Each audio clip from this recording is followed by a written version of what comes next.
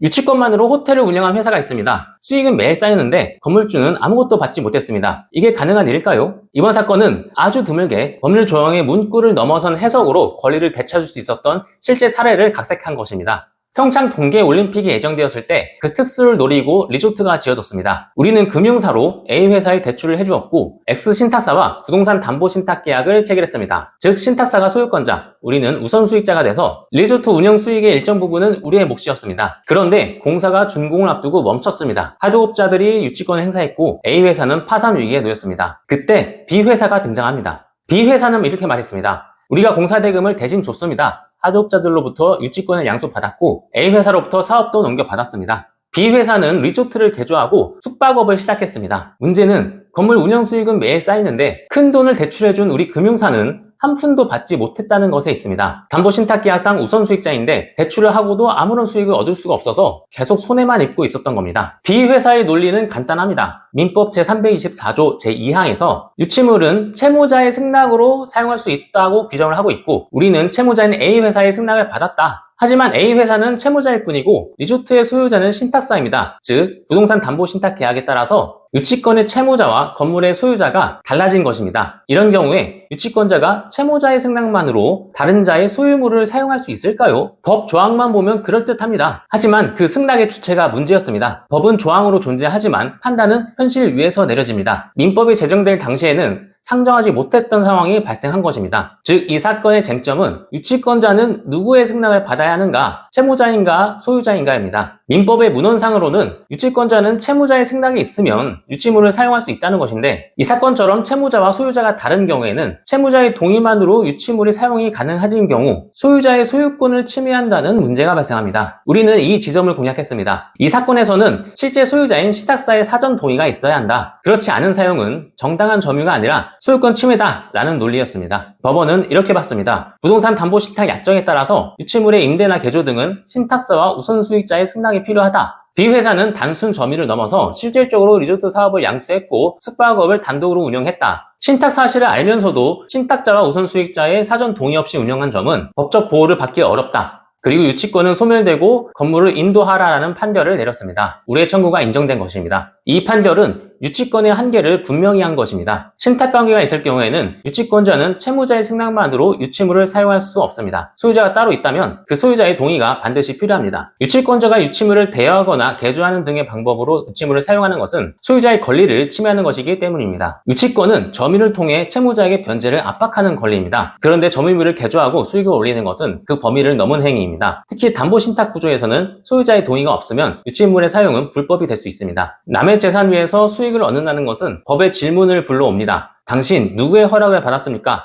유치권은 영업 허가증이 아닙니다. 단지 변제를 압박하는 수단일 뿐입니다. 이 사건은 그것을 보여줬습니다. 법문 너머의 현실을 읽고 기민하게 움직인 덕분에 우리는 결국 권리를 되찾았습니다. 금융사는 부당이득 반환 청구를 하지 않는 대신에 그동안 발생한 우선수익금을 전부 변제받았습니다. 이익을 쌓던 불법 점유는 멈췄고 권리는 제자리로 돌아왔습니다. 이 사건의 풀스토리는 제 블로그에서 보실 수 있습니다. 아래 링크를 걸어두었으니 확인 바랍니다. 실무에서는 이런 일이 가끔이 아니라 자주 벌어집니다. 그래서 법의 문장만 있는 것으로는 부족합니다. 권리와 현실을 근본에서부터 파고드는 습관이 좋은 결과를 이끌어낼 수 있습니다. 사건을 읽고 권리를 다시 세웁니다. 정현현 변호사의 사건 노트였습니다. 다음에 또 다른 사건을 가지고 찾아뵙겠습니다. 감사합니다.